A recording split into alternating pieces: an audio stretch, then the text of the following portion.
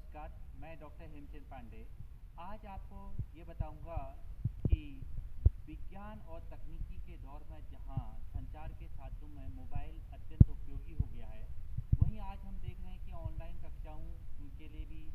तकनीकी के तौर पर हम मोबाइल का प्रयोग कर रहे हैं या लैपटॉप का प्रयोग कर रहे हैं या अपने पीसी का प्रयोग कर रहे हैं। तो वहाँ हम बच्चों के ऊपर हमें विशेष रूप से ध्यान देने की ज़रूरत है।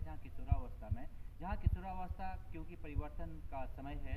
इसमें बालक और बालिकाओं में शारीरिक और मानसिक रूप से परिवर्तन होते हैं। उन परिवर्तनों के दौर में कहीं ऐसा तो नहीं कि वो तकनीकी का गलत उपयोग तो नहीं कर रहा है। इसलिए माता पिता के लिए विशेष रूप से बच्चों के ऊपर निगरानी रखने की ज़रूरत है, क्योंकि बच्चे में शारीरिक रूप से परिवर्तन हो रहा होता है और मानसिक रूप से बच्चे में परिवर्तन हो रहा होता है। कहीं शारीरिक रूप से परिवर्तन के कारण वो तकनीकी का दुरुपयोग तो नहीं कर रहा है, कहीं आपके मोबाइल से वो गलत सामग्री को तो अपलोड नहीं कर रहा है या गलत सामग्री को तो नहीं देख रहा है या फिर गलत संगत का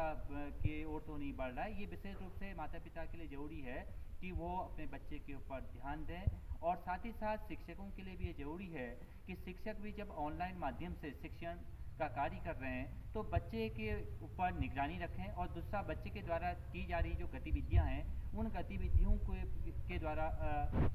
माता पिता को भी अवगत कराएं कि कक्षा जब ऑनलाइन कक्षाएं चल रही हैं उस दौरान जो विद्यार्थी है उनका, चाहे वो छात्र है चाहे छात्रा है, उसके द्वारा जो